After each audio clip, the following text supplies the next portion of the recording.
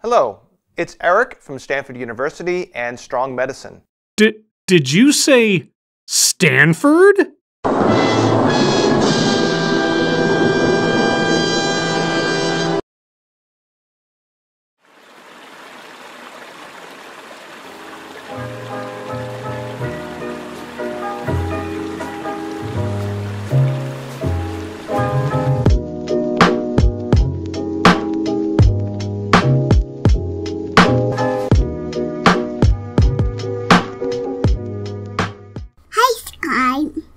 So, for my veteran viewers, you may recall that I have had a somewhat rocky relationship with persons associated with Stanford University.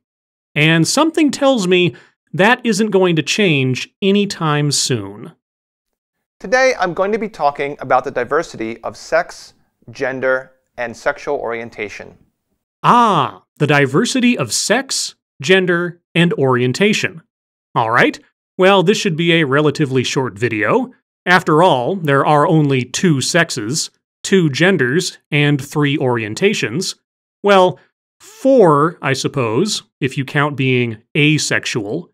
And I will count it, because I'm inclusive like that. So, give us the lowdown, Doctor. Before I get into the specifics, this video comes with a few caveats.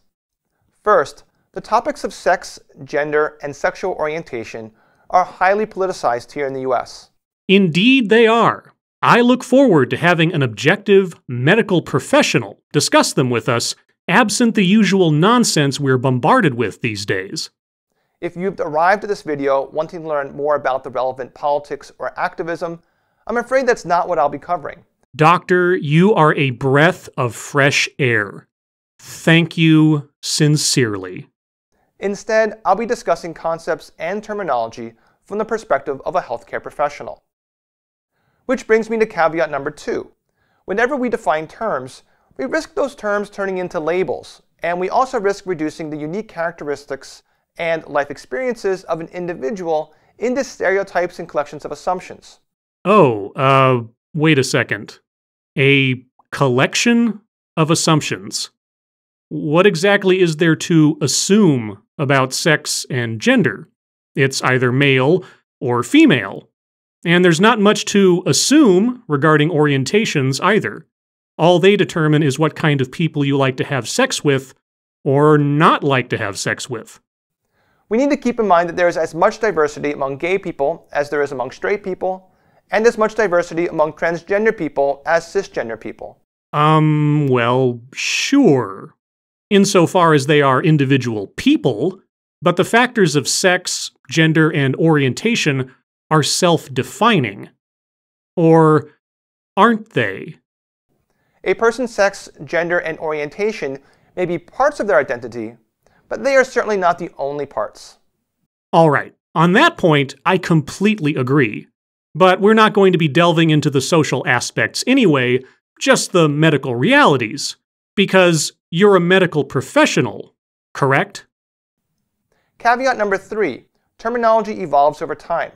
Some of the terms I'll discuss today were not in common use 10 years ago, and might not be in common use 10 years from now. Really? Well, let me make a quick vocabulary check as a baseline for myself. Male, female, heterosexual, homosexual, bisexual, and asexual.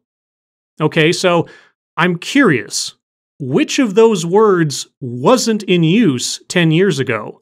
And which of those words will not be used 10 years from now? And some which once may have seemed innocuous may now be seen as offensive. For example, homosexual, hermaphrodite, and sexual preference are all terms that were once common and which now should be avoided. Terms that should be avoided and that may be seen as offensive. Homosexual, hermaphrodite, and sexual preference. So, our speaker, as a medical professional, is advising us on appropriate language standards. If you've arrived at this video wanting to learn more about the relevant politics or activism, I'm afraid that's not what I'll be covering. Yes, this video doesn't involve politics at all, and certainly not identity politics. And the last caveat is that no matter what you learn from me today, always try to understand and mirror the terms an individual uses for themselves. So for example, if a person refers to themselves as gender fluid or bisexual, do not say, I don't think you really are that thing. Ah, yes. Doubt. The cardinal sin of social justice. Critical thinking and skepticism should be avoided at all costs. Well, please, doctor, continue diagnosing what is and is not a thought crime. Instead, you can, in a very non-judgmental way, say something like, what does bisexual mean to you? Or, I haven't met someone before who is gender fluid. Do you feel comfortable telling me more about it? Yes. People making odd declarations about themselves that may or may not reside within the realm of reason or reality need to be humored, not questioned. Anything else would be uncivilized. If you're talking to the other person not as a friend, but rather in a clinical context, for example, if they are a patient and you are a healthcare professional, be sure to distinguish the information that's needed for clinical care from any information that's just idle curiosity, as the latter may be seen as intrusive and unwelcome. So even medical professionals should not question a patient's claims or beliefs that fall outside the realm of observable medical reality. Does that rule apply to mental health professionals as well, doctor? Also, some people don't like to place any labels at all on their sex, gender, and orientation. That's okay and should be respected. Part of me felt as though he was about to add a but there. But all right, let me see if I have this. Our medical professional speaker is prescribing feels over reals, listen and believe, and a warning against thought crime. Got it. All right, so now with all of that out of the way, let's talk terminology. The first thing to know is that sex, gender, and sexual orientation are not the same thing. I think the fact that they are all different terms and concepts was my first clue, but thank you for clarifying. Yes, they are related, but they are also separate domains of a person's identity and experience. And within each domain are different characteristics, none of which are dichotomous or binary. None of which are binary, you say. Biological sex is not a binary. Well, do tell, medical professional. I am dying to know how many biological sexes there are. So sex is not just male or female, gender is not just man or woman, and sexual orientation is not just gay or straight. Well now, I will grant you that last one. Sexual orientation is not a binary, since there's also bisexual. And even though asexual is a sexual orientation, like abstinence is a sex position, like I said, I'll include that as well. So, again, what is the name of the third biological sex, doctor? Let's tackle each domain one at a time. First up, sex. This is sometimes labeled biological sex, but I think that's misleading since it implies that gender and orientation are somehow less biological. Well then, show me the biological mechanisms that produce gender and/or sexual orientation, doctor, because those two concepts, until proven otherwise, are currently believed to be more psychological and ephemeral than they are provably biological. Otherwise, how do you explain identical twins that have opposing sexual orientations? Sex describes one's physical self at birth. To many people, it refers to whether a person is male or female. To many people. Well, yes, those of us that reside on the temporal plane of existence do understand that to be the case. That might seem very elementary. After all, sex is simply determined by what's between your legs, right? Right? But remember that I said each domain contains multiple separate characteristics and that none of them are binary. Name the third biological sex, Doctor. Name it. So how is that possible with sex? Aren't babies born with either a penis or a vagina, and thus are either boys or girls? Well, no, not necessarily. Okay, Doctor, I'm going to get a little preemptive, because I have a feeling I know where you're going to go with this. So, just so you know, intersex is not a third biological sex. It is an umbrella term for a raft of birth defects, and can often only be determined through genetic testing. So please do not tell us that a birth defect qualifies as a third biological sex. You see, sex is determined by a combination of external genitalia, internal reproductive organs, and the sex chromosomes. These don't always match according to common experience. Some people are born without arms.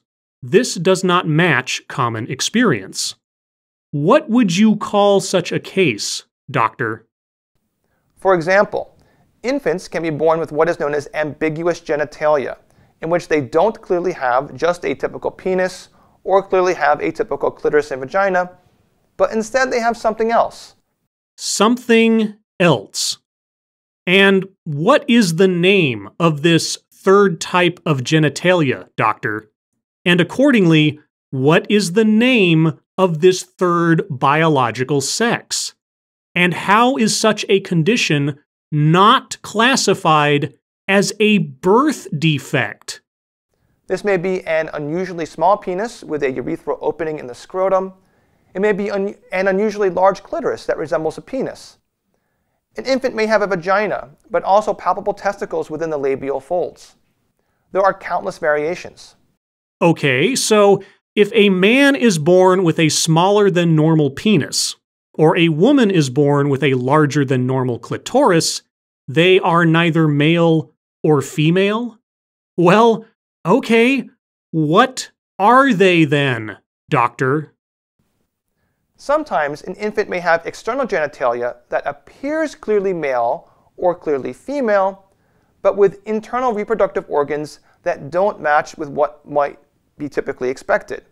For example, in a condition called androgen insensitivity syndrome, a mutation in the androgen receptor renders a fetus incapable of responding to testosterone while developing in utero.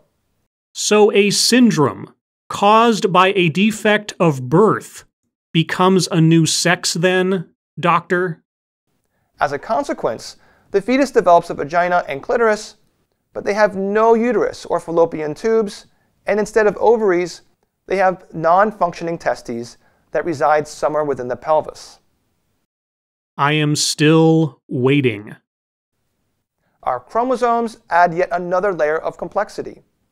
You probably learned in high school biology that human cells have 23 pairs of chromosomes, one of which are the so-called sex chromosomes because they determine our sex. The so-called sex chromosomes. So, they are not the chromosomes that determine biological sex? Fascinating. I'm learning something new every day.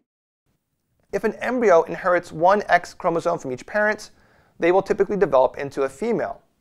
If, on the other hand, an embryo inherits an X chromosome from their mother and a Y chromosome from their father, they will typically develop into a male.